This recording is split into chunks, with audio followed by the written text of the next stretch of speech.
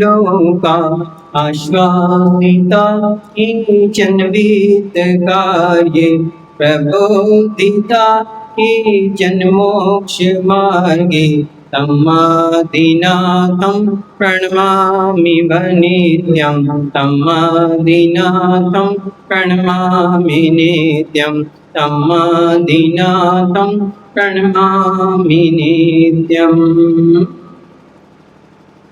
गुरु अर्हत् गुरु सिद्ध गुरुराचार्य पाठ कहा गुरु साक्षात् परम साधु तस्मै श्री गुरुवे नमः तस्मै श्री गुरुवे नमः तस्मै श्री विराट गुरुवे नमः। केवली अनंतानंत सिद्ध परमेष्टि भगवान की 2400 तीर्थंकर भगवान की देवादिदेव श्री आदिनाथ भगवान की केवली शांतिनाथ भगवान की चिंतामणि पाशनाथ भगवान की वर्तमान शासन नायक महावीर भगवान की केवली परम पूज्य आचार्य श्री आदि सागर जी महावीर कीर्ति विमल सागर सन्मति सागर जी महामणि राज्य की जय बोली चारित्र शिरोमणि दीक्षा प्रदाता गणाचार्य गुरु रिक्सवार विराट सागर जी महामुनि राज की पट्टाचार्य श्री विशुद्ध सागर जी महामुनि राज की 3 कमलों मुनि राजों की द्वाशांगमयी जिनवानी माता की भगवान के जन्म एवं तप कल्याणक की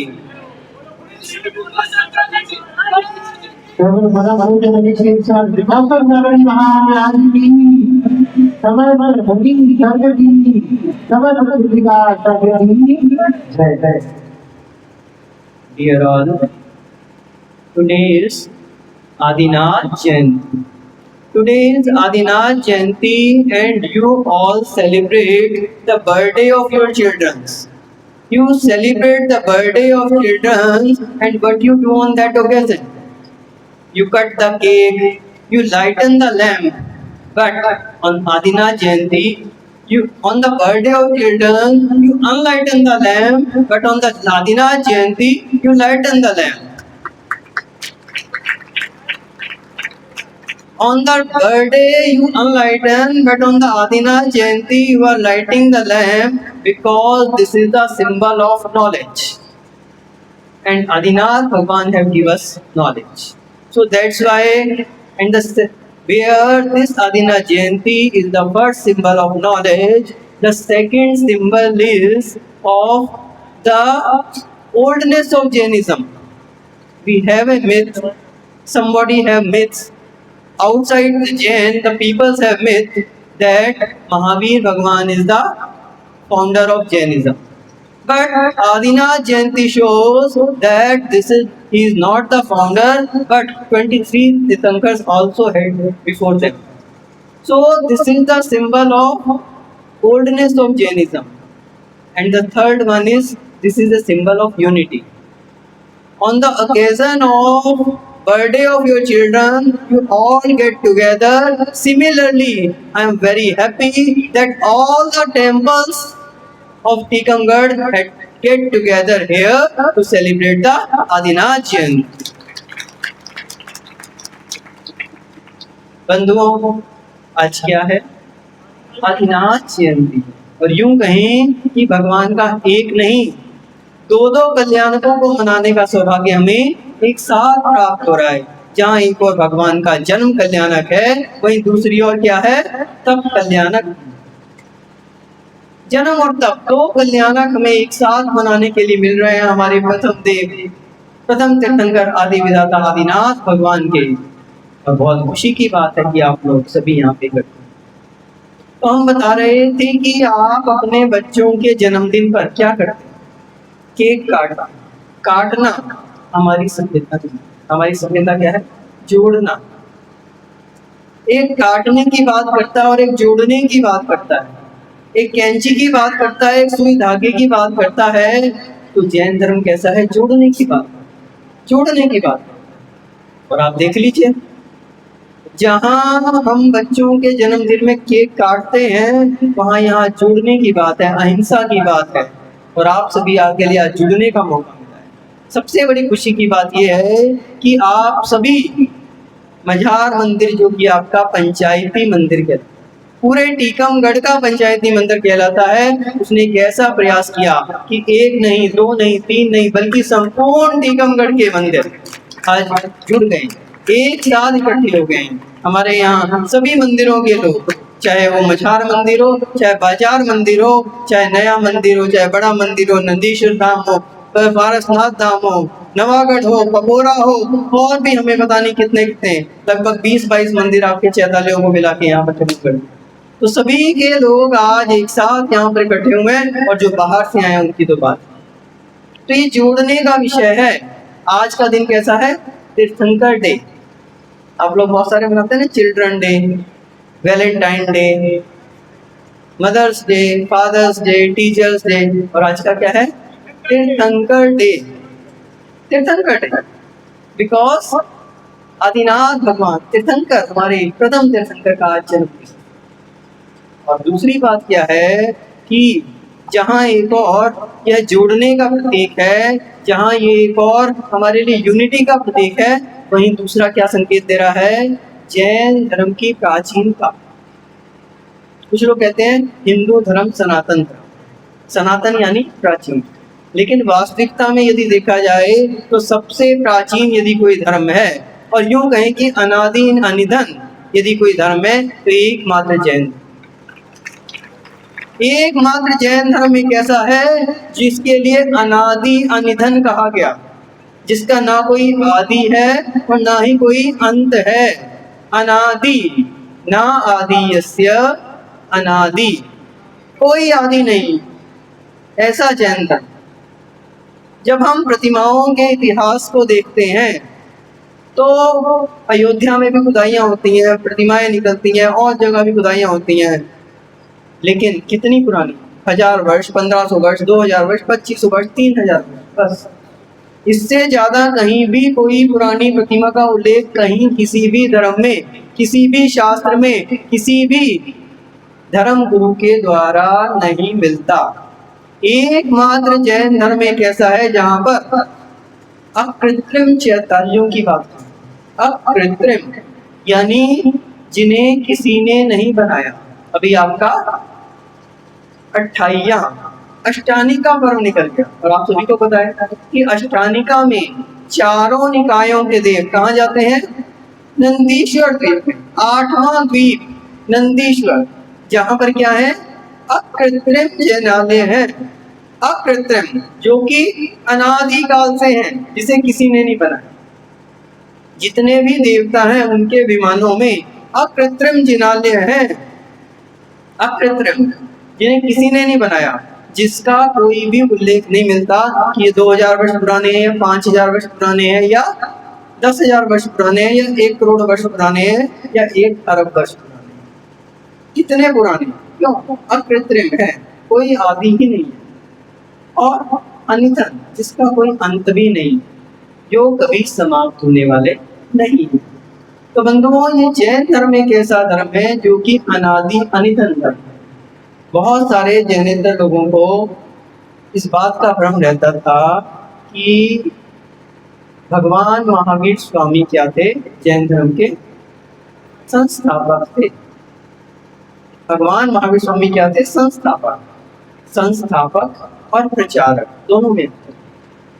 संस्थापक यानी जो धर्म को स्थापित करता है, और प्रचारक यानी जो उसका प्रचार। तो जितने भी तीर्थंकर होते हैं वो धर्म तीर्थ की स्थापना तो करते हैं, यानी जो धर्म लुप्त हो रहा है उसको वापस पुनः स्थापित करते हैं, उसका वापस प्रचार प्रसार करते हैं, सभी तीर्थंकर करते हैं। लेकिन जैन धर्म एक अपने आप में कैसा है? अनादि अनिधन। तो जब हम आदिनाथ जयंती मनाते हैं तो जैनेतर लोगों को भी ये पता लग जाता है कि महावीर भगवान तो 24वें तीर्थंकर थे। उनसे पहले कौन हो चुके? 23 तीर्थंकर हो गए, और उसमें प्रथम कौन थे? हमारे आदिनाथ भगवान थे, जिनकी हम आज जयंती मनाते हैं। आदिनाथ भगवान जो कि प्रथम तीर्थंकर थे, और ये भी यहाँ की शुरुआत नहीं, इससे भी पहले अनंतानंत 24 हो चुके। तो ये धर्म एक ऐसा धर्म है जो अनादि काल से चला आ रहा है और अनंत काल तक चलने वाला है, ना तो इसका कोई आदि है ना। मात्र आदिनाथ भगवान की जयंती मनाने से ही पता लग जाता है कि कितना प्राचीन है। अभी बात चल रही थी, हमारे बता रहे थे कि आदिनाथ भगवान का जन्म कब हुआ। आचार्य विराट सागर जी महाराज ने एक कैलेंडर निकाला, कैलेंडर, और उसमें जैसे आप लोग करते हैं ना, महावीर स्वामी के निर्माण से एक कैलेंडर निकालते हैं, तो उसमें कितने हो गए अभी 2552 वर्ष हो गए। किसको? महावीर भगवान को मोक्ष गए हुए। ऐसे आदिनाथ भगवान को मोक्ष गए हुए कितने वर्ष हो गए? एक कैलेंडर निकाला था आचार्य सूर्य, तो उसके विषय में बताते हैं कि जो तीसरा काल में जिन्होंने जन्म लिया था और तीसरे ही काल में मोक्ष को प्राप्त कर लिया, ऐसे आदिनाथ भगवान थे। यानी प्राय करके जो जितने भी तीर्थंकर होते हैं वो कब जन्म लेते हैं? चौथे काल में जन्म। अवसर्पणी के चौथे काल में सभी तीर्थंकर जन्म लेते हैं और उसी में क्या करते हैं? मोक्ष को प्राप्त करते हैं। लेकिन हुंडावसर्पणी काल, एक काल में अनंत उत्सर्पणी और अवसर्पणी निकलने पर, असंख्यात उत्सर्पणी अवसर्पणी निकलने पर एक हुंडावसर्पणी आती है जो वर्तमान में चल रही है। इस हुंडावसर्पणी काल का प्रभाव था कि आदिनाथ भगवान ने तीसरे ही काल में जन्म ले लिया, अवसर्पणी के तीसरे काल में जन्म ले लिया और तीसरे ही काल में मोक्ष को भी प्राप्त कर लिया। ये हुंडावसर्पणी काल का प्रभाव था। तो जब हम चौथे काल की बात देखते हैं तो चौथे काल का समय कितना था? एक कोड़ा कोड़ी सागर, एक कोड़ा कोड़ी। अब ये कोड़ा कोड़ी क्या? 1 करोड़ को 1 करोड़ से गुना कर तो क्या हो गया? कोड़ा कोड़ी। और सागर, सागर के विषय में बताएंगे तो बहुत समय, यूं समझ लीजिए शॉर्ट में कि जितनी समुद्र में पानी की बूंदें होती हैं उतना बड़ा एक सागर में वर्ष होता है। ये छोटा सा उदाहरण है, सागर की गिनती बहुत बड़ी।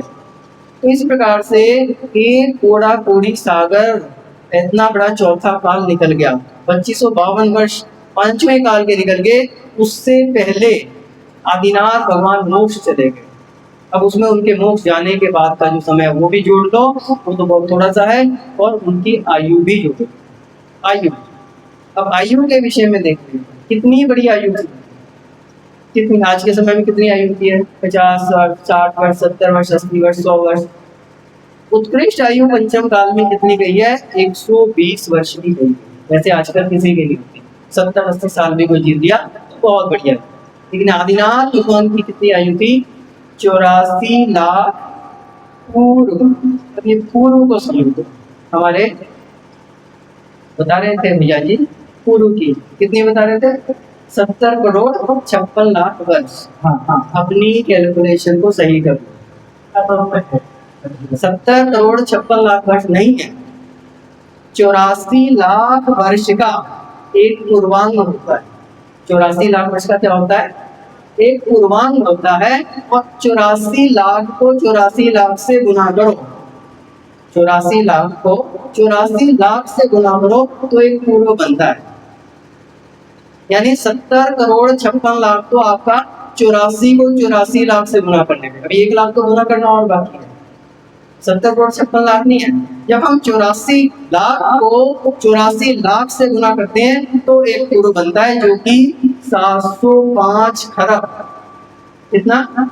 705 खरब 60 अरब वर्ष का एक पूर्व। 70 लाख 70 करोड़ 56 लाख का नहीं होता, 705 खरब, 705 खरब और 60 अरब वर्ष का एक पूर्व होता है।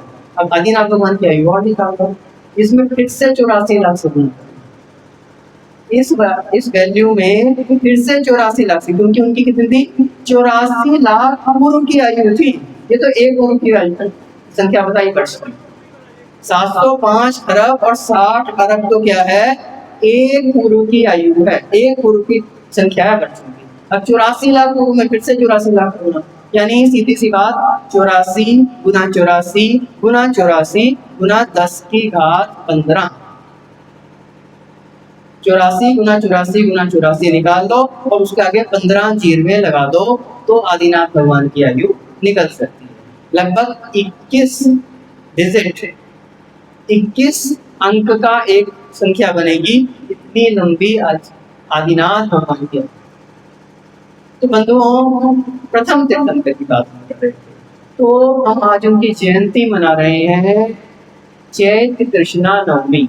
चैत्र कृष्णा नवमी के दिन आदिनाथ भगवान ने जन्म लिया था। इससे पहले वो भूमि की व्यवस्था थी और उनके पिता क्या थे? अंतिम गुरुकर नाभिराय भगत के विषय में जब हम देखते हैं, वो अंतिम कुलकर थे और उनकी विशेषता क्या थी कि उनके नाम पर इस देश का नाम, आप कोई बता सकता है कि भारत का? कोई बात नहीं, आने दो। भगवान के समर में त्रिंच भी आते हैं, मनुष्य भी आते हैं, देवता भी आते हैं, सभी आते हैं, एकमात्र नार की जीव नहीं आते, इसलिए कोई चिंता नहीं करते।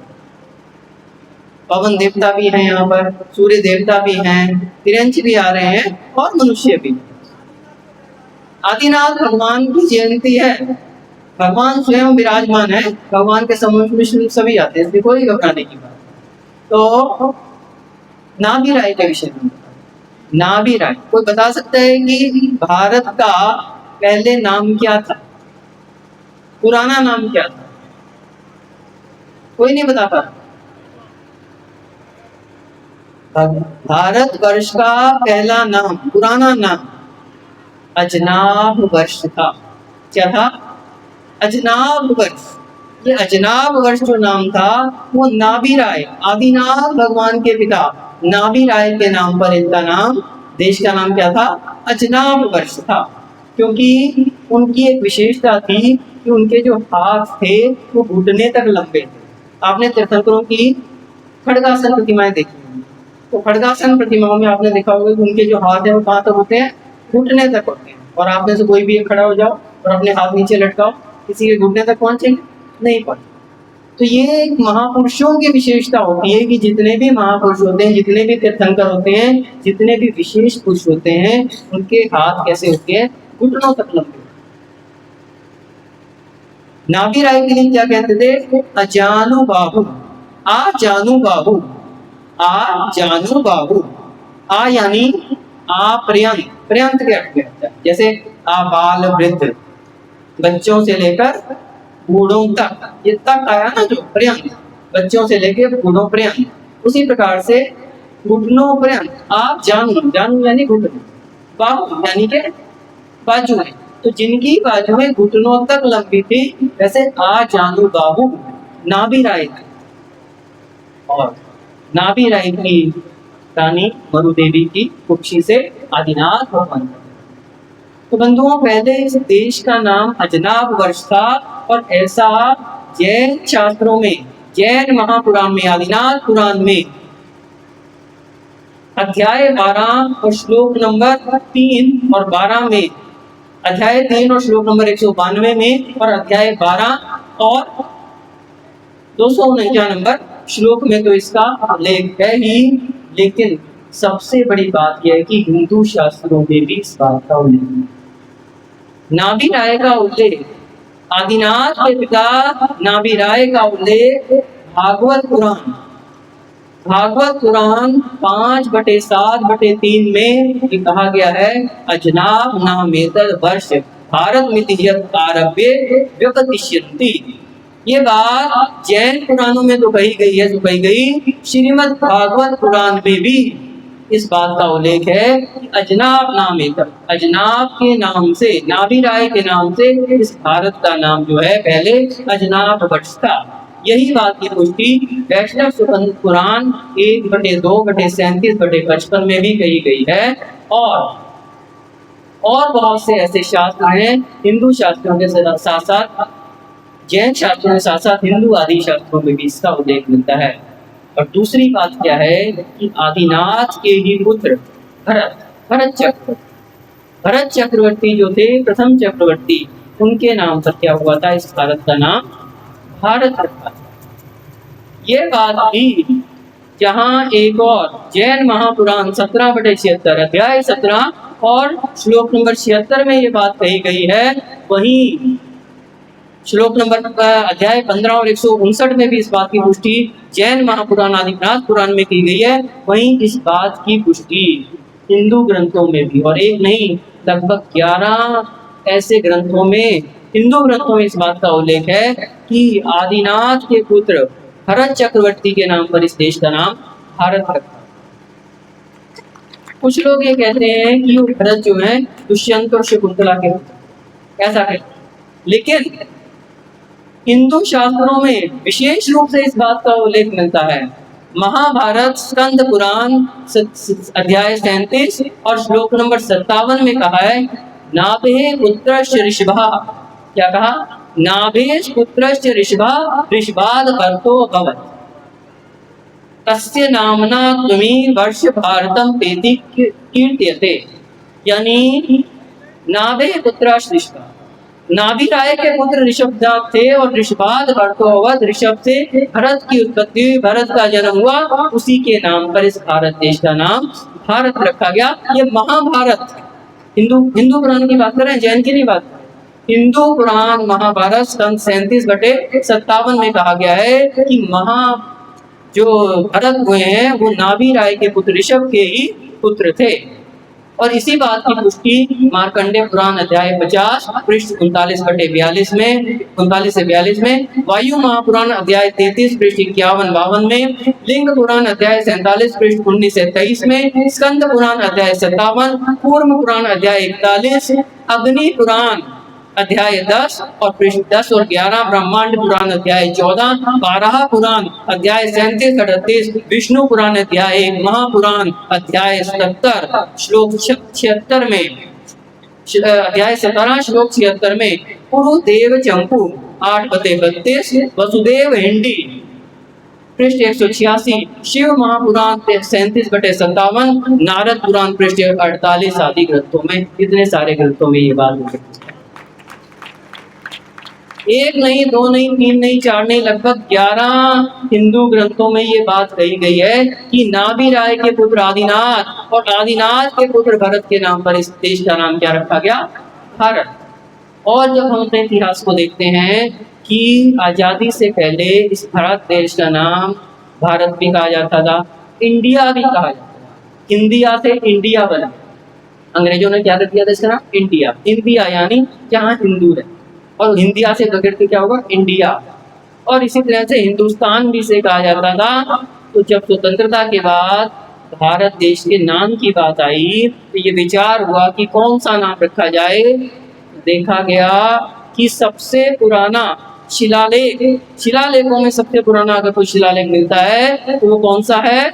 उदयगिरी खंडगिरी में जब हम जाते हैं तो वहां पर एक जैन राजा, कौन से?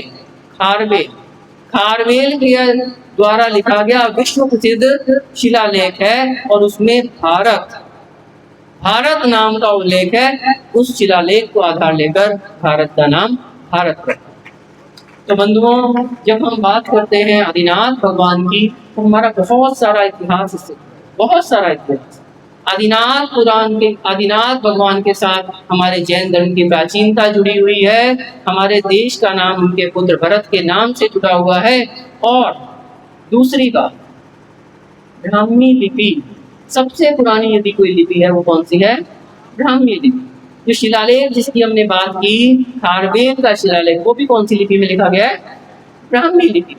तो सबसे पुरानी लिपि ब्राह्मी लिपि, जिसके लिए किसने सिखाया था? भगवान आदिनाथ ने स्वयं अपने हाथों से अपनी पुत्री ब्राह्मी के लिए अक्षर विद्या सिखाई थी। और वो ब्राह्मी लिपि, आज की जितनी लिपियां हैं वो सब बात की है, सबसे पुरानी यदि कोई लिपि है तो वो ब्राह्मी लिपि आदिनाथ भगवान के द्वारा सिखाई। इससे ये भी सिद्ध हो जाता है कि जहाँ आदिनाथ भगवान ने षट कर्मों का उपदेश दिया, वहीं शिक्षा के विषय में भी उनका ध्यान था। शिक्षा के विषय में भी उनका ध्यान था।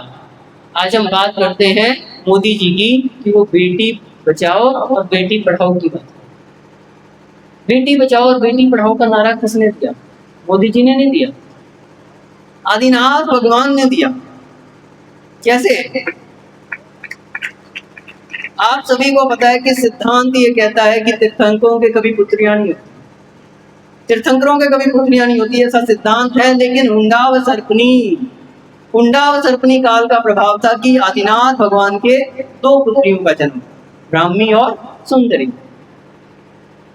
चाहते तो आदिनाथ भगवान भी ये सोच सकते थे कि मैं तीर्थंकर होने वाला होनहार तीर्थंकर हूं और मेरे पुत्रियों का जन्म हो गया, लोग क्या कहेंगे, खत्म कर। नहीं, उन्होंने इस बात की परवाह नहीं की कि तीर्थंकरों में पुत्रियां नहीं होती, मेरे हो गई तो लोग क्या कहेंगे। उन्होंने पुत्रियों को जन्म किया, उनकी रक्षा की, बेटी बचाओ, सार्थक किया और बेटी पढ़ाओ। यदि सबसे पहले अंक विद्या यदि दी, सुंदरी को दी और अक्षर विद्या दी, तो ब्राह्मी को दी, बेटी पढ़ाओ को। ये नारा देने वाले मोदी जी तो उसका प्रचारक है, देने वाले वास्तविकता में हमारे आदिनाथ भगवान। बेटी बचाओ बेटी। तो हम बात कर रहे थे शिक्षा के विषय में, आपने दीप प्रज्वलन किया, क्यों, ज्ञान का प्रतीक है। तो आदिनाथ भगवान का भी ज्ञान के विषय में जब हम देखते हैं तो गृहस्थ अवस्था में षट कर्मों का उन्होंने उपदेश दिया, असी मसी कृषि का उपदेश दिया, विद्या वाणिज्य आदि का उन्होंने उपदेश दिया, शिल्प का उपदेश दिया। अपने 100 पुत्रों को उन्होंने अनेकानेक विधाओं से परिपूर्ण किया। दोनों बेटियों को उन्होंने क्या किया, अंक और अक्षर का ज्ञान दिया। और फिर दीक्षा लेकर ये न स्वयं बोधमय निलोका आश्रिता केचन वित्त कार्य, पहले तो वित्त कार्य, पैसा कमाने का, शिल्प कला का और वाणिज्य का, इन सब का उपदेश दिया। और फिर प्रबोधिता केचन मोक्ष मार्गे, मोक्ष मार्ग का उपदेश दिया। तीर्थंकर कैसे होते हैं, मोक्ष मार्ग। तो आज ही के दिन उन्होंने क्या किया था, तपस्या को धारण किया था, और तपस्या को धारण करके केवल ज्ञान को प्राप्त किया था। केवल ज्ञान को प्राप्त करने के बाद क्या किया था, मोक्ष मार्ग का उपदेश। तो शिक्षा के क्षेत्र में जब हम देखते हैं तो आदिनाथ भगवान, जो कि ज्ञान के विषय में हम देखते हैं कि 3 ज्ञान के तो जन्म से जिनको था मने ज्ञान, जिनके लिए दीक्षा लेते ही हो गया, और तपस्या के बल पर उन्होंने 1000 वर्ष तक को तपस्या करके केवल ज्ञान को भी प्राप्त किया था। उसी ज्ञान को उन्होंने पूरे विश्व में विस्तृत भी किया, गृहस्थ अवस्था में भी विस्तृत किया, मुनि अवस्था यानी केवल ज्ञान के बाद भी उन्होंने उसको विस्तृत किया। ऐसे आदिनाथ भगवान हमारे जिनका आज हम मना रहे हैं, इसलिए हमें ज्ञान के विषय में आपने क्या किया है, दीप प्रज्वलन, ज्ञान दीप प्रज्वलन, ज्ञान के विषय में। और आप सभी को पता है कि आपके टीकमगढ़ में भी ज्ञान गंगा बह रही है। टीकमगढ़ में क्या बह रही है, ज्ञान गंगा। आपके बाजार मंदिर वालों ने वाचना की बात की, और अभी 3 टाइम वाचना चल रही है। सुबह तत्वार सूत्र की वाचना होती है 8:30 बजे से, दोपहर में 3:30 बजे से क्या होती है, वार्षानुपेखा ग्रंथ। तत्वार सूत्र जिसके लिए जैन गीता कहा गया है, वार्षानुपेखा ग्रंथ, जो कि वैराग्य की उत्पत्ति, वैराग्य की जननी है, तो 12 अनुप्रेक्षाएं हैं। और उस पर भी जिसपे सर्वोदया नाम की टीका परम पूज्य गणाचार्य श्री 108 विराग सागर जी महाराज ने अपने हाथों से 1100 पृष्ठ की संस्कृत टीका लिखी है। ऐसी टीका का वाचन चल रहा है जिसके लिए आचार्य श्री विराग सागर जी महाराज को PhD, डॉक्टरेट मानद की उपाधि जिसके लिए दी गई है। ऐसी सर्वोदया टीका का भी वाचन दोपहर के सत्र में चल रहा है 3:30, और शाम को 6:30 बजे से 24 ठाना की क्लास चल रही है। तो बंधुओं, ज्ञान की गंगा आपके टीकमगढ़ में बह रही है, और जिस ज्ञान की आदिनाथ भगवान ने बात की, उस ज्ञान को हम भी अपने अंदर धारण करें। सभी लोग प्रयास करें कि समय से जो है बाजार में और इस ज्ञान का लाभ लें। और दूसरी बात ये कि हमारे व्यवस्थापकों ने एक व्यवस्था और बनाई है, अगर कोई लोग नहीं आ पा रहे, नहीं पहुंच पा रहे, तो YouTube चैनल, कौन सा, विराग कौशल, कौन सा है, विराग कौशल है, ये हमारा कौशल नहीं है, परम पूज्य गुरुदेव विराग सागर जी महाराज का कौशल है ये। उस विराग कौशल के माध्यम से भी इसका प्रसारण कर रहे हैं। तो जो लोग पहुंचकर लाभ लें बहुत अच्छी बात है, नहीं पहुंच पा रहे तो उसके माध्यम से भी आप को अटेंड कर सकते हैं। इसमें ऑनलाइन रजिस्ट्रेशन की भी सुविधा दी जा रही है, आप लोग ऑनलाइन रजिस्टर्ड भी करवा सकते हैं, और रजिस्टर्ड करा के आपको व्हाट्सएप के माध्यम से भी इसके लिंक भेजे जा सकते हैं, और साथ में आपको ऑनलाइन सर्टिफिकेट्स भी प्रदान किए जाएंगे। किसको, जो ऑनलाइन रजिस्ट्रेशन करें। तो ये एक सुविधा भी आपके व्यवस्थापक ने दी है। बंधु समय तो इतना कम है कि अभी आपको अभिषेक भी देखना है। मात्र इतना ही कहेंगे कि आज आदिनाथ भगवान के जन्म के दिन और तब कल्याणक के दिन हम भी ये प्रण करें कि जैसे आदिनाथ भगवान ने अपने जीवन में तप को प्राप्त किया और तप को प्राप्त करके केवल ज्ञान को प्राप्त किया, हम भी अपने जीवन में ज्ञान ज्योति को जगाएं और ज्ञान ज्योति को जगाकर एक दिन केवल ज्ञान को भी प्राप्त कर सकें और इस मानव जीवन को सार्थक बना सकें। इस भावना से जय बोलिए परम पूज्य गणाचार्य श्री स्वाट विराट सागर जी महामुनिराज जी की।